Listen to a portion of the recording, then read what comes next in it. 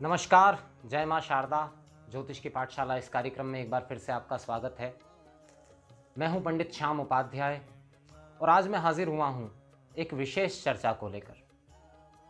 शादी, विवाह, संबंध, प्रेम संबंध, इन सब में शादी के संबंध में विशेष महत्व रखने वाले एक योग या कहें कभी कभी दुर्योग, जिसको कहा जाता है नाड़ी दोष। नाड़ी दोष असल में है क्या?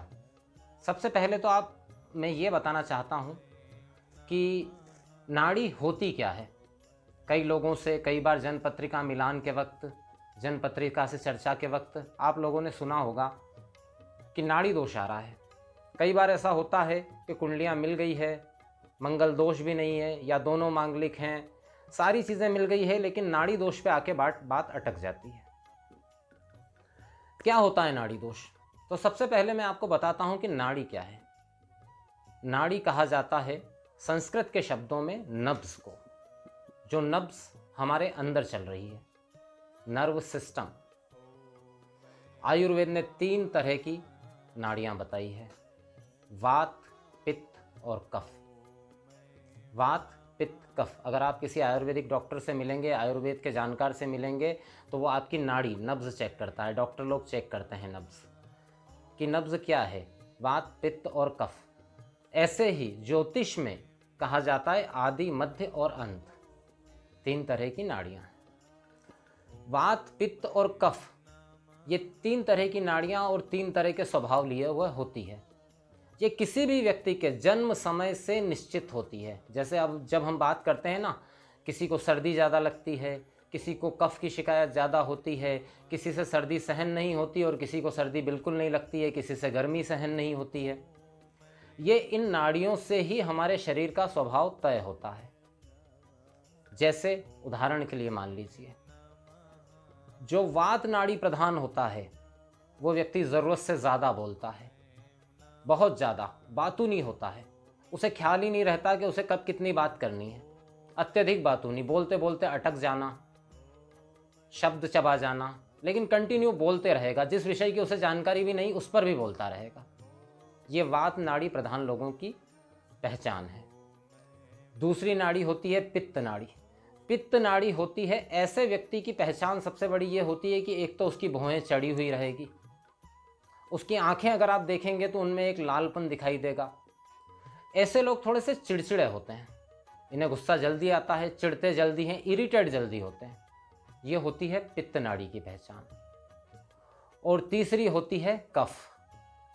कफ नाड़ी प्रधान लोग क्या होते हैं? शांत स्वभाव के होते हैं, बोलते कम हैं, सोचते ज़्यादा हैं।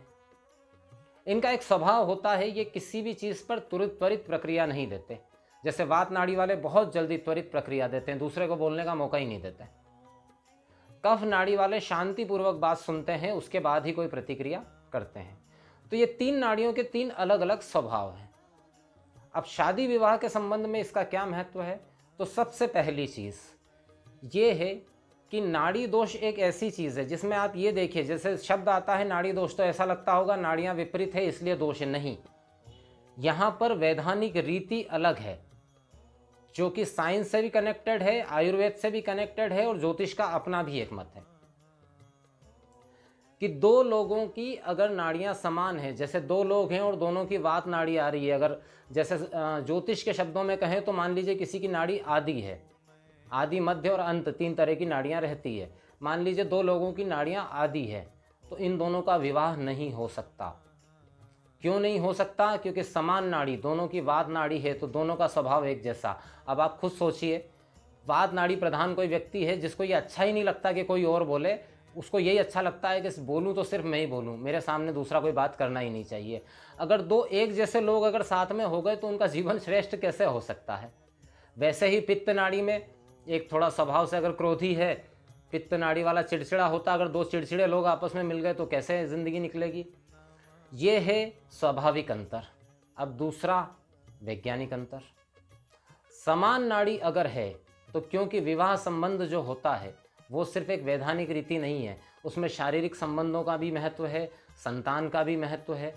तो 2 समान नाड़ी वाले लोगों के बीच में अगर शारीरिक संबंध भी बनते हैं तो उसमें एक का स्वास्थ्य प्रभावित होने की संभावना बहुत बढ़ जाती है।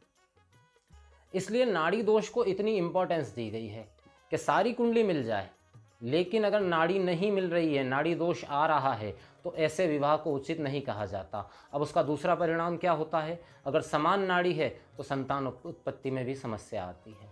वैचारिक समस्याएं तो अपनी जगह चल रही है, स्वाभाविक समस्या, उसके साथ में ये शारीरिक समस्याएं भी जुड़ जाती है। इसलिए नाड़ी दोष को इतना महत्व दिया गया है।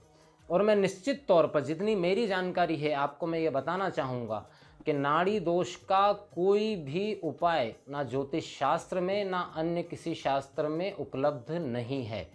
एकमात्र उपाय जो बताया जाता है महामृत्युंजय मंत्र के 1.25 लाख जप का, लेकिन ये भी पूर्ण फुल प्रूफ नहीं है ये कि इससे नाड़ी दोष की समस्या खत्म ही हो जाएगी।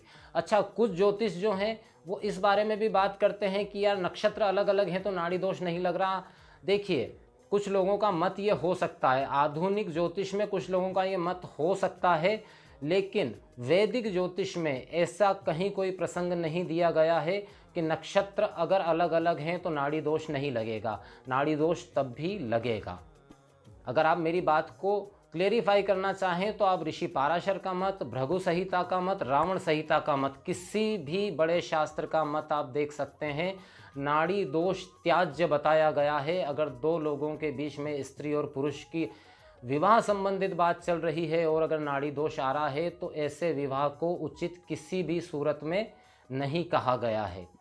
इस बात का आप पूरे तरीके से ख्याल रखिए।